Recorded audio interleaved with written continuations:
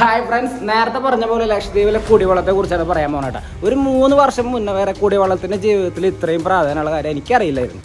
ലക്ഷദ്വീപിൽ കുടിവെള്ളം കിട്ടുന്നത് എങ്ങനെയാണെന്ന് വെച്ച് കഴിഞ്ഞാൽ 2 തരത്തിലാണ്. സാധാരണ നമ്മുടെ നാട്ടിലുള്ള പോലെ തന്നെ കിണറ്റിൽ നിന്നും പിന്നെ ഈ റോഡ് അരികളിലുള്ള പൈപ്പുകളിൽ നിന്നൊക്കെ ആട്ടാ. ഒരു 100 മീറ്റർ ഇടവിട്ട് നമുക്ക് പൈപ്പുകൾ കാണാൻ പറ്റൂട്ടാ. അതും ആഴ്ചയിൽ 1-2 പ്രാവശ്യം 1 മണിക്കൂർ വീതം വരും. ഇങ്ങോട്ട് വന്ന സമയത്ത് ഇവിടുത്തെ കിണറുകൾ കണ്ട് ഞാൻ അത്ഭുതപ്പെട്ടിട്ടുണ്ട്. നമുക്ക് ഇറങ്ങി നിൽക്കാവുന്ന വലിപ്പേ ഇവിടുത്തെ ഒരുവിധം എല്ലാ കിണറിനുള്ളൂ. പക്ഷെ നാട്ടിലെ കിണറിലത്തെ വെള്ളം പോലെ അല്ലാട്ടാ, ഇച്ചിരി കനപ്പ് നമുക്ക് ഫീൽ ചെയ്യും. കവരത്തിയിലെ 1400ഓളം വർഷം പഴക്കമുള്ള ഹുജറ പള്ളിയുടെ സമീപത്തുള്ള കിണറാണിത്. ഇതിലത്തെ വെള്ളം അടിപൊളിയാണ്. ഇവിടുത്തെ ഒരു ഭൂരിഭാഗം ജനങ്ങൾ യൂസ് ചെയ്യുന്ന ഈ വഴിയോരത്തിലുള്ള പൈപ്പിൽ നിന്ന് കിട്ടുന്ന വെള്ളം കേട്ടോ. ആഴ്ചയിൽ 2 പ്രാവശ്യം കിട്ടുള്ളതുകൊണ്ട് നമ്മൾ ഈ ക്യാനുകളിലൊക്കെ എടുത്ത് സൂക്ഷിച്ചു വെക്കും. ചില അത്യാവശ്യ ഘട്ടങ്ങളിൽ നമ്മൾ നേരിട്ട് അങ്ങോട്ട് പോയി നല്ല ചില്ലിഡ് ഫ്രഷ് വാട്ടറാണ് എടുക്കും.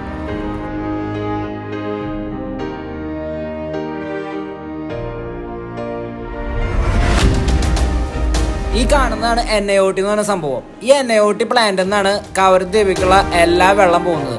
ഒരർത്ഥത്തിൽ പറഞ്ഞു കഴിഞ്ഞാൽ കവരദ്വീപിന്റെ ഹൃദയം തന്നെ പറയാം. കടലിലുള്ള കിണറിലേക്ക്, അതായത് കുടിക്കാനുള്ള വെള്ളം കടലിൽ നിന്ന് എടുക്കുന്ന ഒരു സ്ഥലം, ആ സ്ഥലത്തിലേക്ക് നടന്നു പോകാനുള്ള പാലാണിത്. പാലത്തിന്റെ അവസ്ഥ വളരെ ദുരന്തമാണ്. പാലത്തിന്റെ പകുതി ദൂരം മാത്രമേ നമുക്ക് ഇങ്ങനെ സംസാരിച്ച് പോകാൻ പറ്റുള്ളൂ.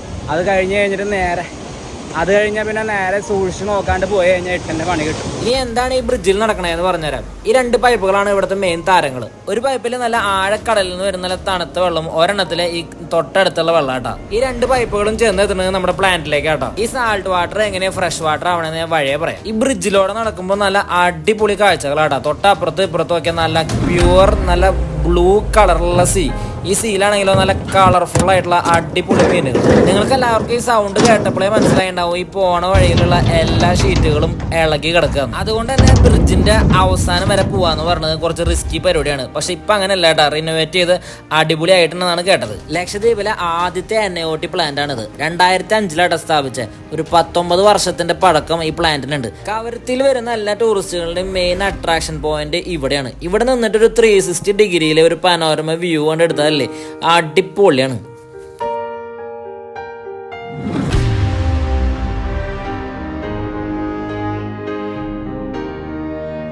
ഇത്ര നേരം നമ്മൾ കണ്ട കാര്യങ്ങള് പൈപ്പും വെള്ളവും കടലും ബ്രിഡ്ജൊക്കെ ആണെങ്കിൽ നമ്മളിനി കാണാൻ പോകുന്നത് ഇതിന്റെ ഈ എഞ്ചിനൊക്കെ ഇരിക്കുന്നതാണ്. അത് എഞ്ചിൻ, കണ്ടൻസർ, ഇവോപ്പറേറ്റർ, അതൊക്കെ നമ്മൾ കാണാം. അതിന്റെ പ്രവർത്തനങ്ങൾ, അതിന്റെ കൺട്രോൾ റൂം, അതാണ് ഇനി കാണാൻ പോകുന്നത്. ഇവിടെ കാണുന്ന ഓരോ പാർട്ടുകളും എന്താണ് എങ്ങനെയാണെന്നൊക്കെ പറയാൻ അറിയാത്തതുകൊണ്ട് ഞാൻ ഒരു സംഗ്രഹം പറയാം. ഈ തൊട്ടടുത്ത് എടുക്കുന്ന വെള്ളത്തെ നമ്മൾ വേപ്പറൈസ് ചെയ്ത് ഈ വേപ്പറിനെ ആഴക്കടലിൽ നിന്നുള്ള ചില്ലിഡ് വാട്ടർ കൊണ്ട് തണുപ്പിച്ച് നമ്മൾ നല്ല അടിപൊളി ഫ്രഷ് വാട്ടർ ഉണ്ടാക്കും. 100 ലിറ്റർ കടൽ വെള്ളത്തിൽ നിന്ന് നമുക്ക് ശുദ്ധീകരിച്ച് കിട്ടുന്നത് വെറും 1 ലിറ്റർ ഫ്രഷ് വാട്ടർ ആട്ടാ. ബാക്കി വാട്ടർ നമ്മൾ കടലിലേക്ക് തന്നെ ഒഴുക്കികളെ. ഇനി നമ്മൾ കാണാൻ പോകുന്നത് ഇതെല്ലാം കൺട്രോൾ ചെയ്യുന്ന കൺട്രോൾ റൂം ആട്ടാ. കൺട്രോളിങ് എക്യുപ്മെന്റ്സ് ഫുള്ള് ഇരിക്കുന്നത് ഇവിടെയാണ്. ഇവിടെ 2 കാര്യങ്ങൾ എനിക്ക് വളരെ ഇഷ്ടപ്പെട്ടു. നല്ല അടിപൊളി ഒരു TV ഉണ്ട്. അതിൽ എങ്ങനെയാണ് ഈ പ്ലാന്റ് ഉണ്ടാക്കുന്നതെന്ന് മൊത്തമായിട്ട് കാണിക്കുന്നുണ്ട്, പറയുന്നുണ്ട്. പ്ലസ് നല്ല തണുപ്പാ. ഇവിടേക്ക് ഡയറക്റ്റ് വെള്ളം എടുക്കാൻ വന്നു കഴിഞ്ഞാൽ ഈ കാണുന്ന പൈപ്പിൽ നിന്ന് നമുക്ക് നല്ല ഫ്രഷ് തണുത്ത വെള്ളം കിട്ടും.